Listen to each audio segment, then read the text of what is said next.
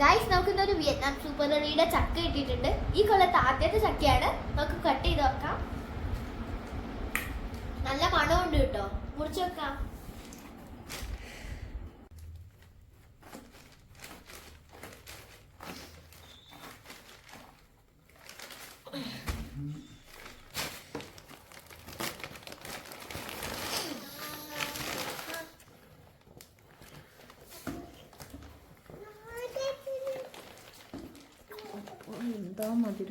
ഇതിന്റെ അകത്ത് ഗമ്മ് കുറച്ചേ ഉള്ളൂ കേട്ടോ.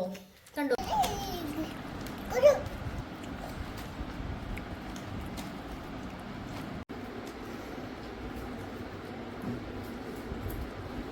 സൂപ്പറാണ് കേട്ടോ. നല്ല സ്വീറ്റ് ആണ്,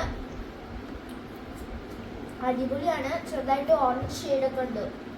ഇതിൽ വേസ്റ്റ് എന്നൊരു സാധനമേ ഇല്ല. വേസ്റ്റ് വളരെ കുറവാണ്. നോക്ക്, കണ്ടോ. ഇതൊക്കെ നമ്മൾ സ്ഥലം കുറവുള്ള ആൾക്കാർക്ക് നട്ടാൽ ഒരുപാടധികം ചക്ക കിട്ടുന്നതായിരിക്കും. ഇത് നടുകയാണെങ്കിൽ നമുക്ക് വളരെയധികം ലാഭമായിരിക്കും.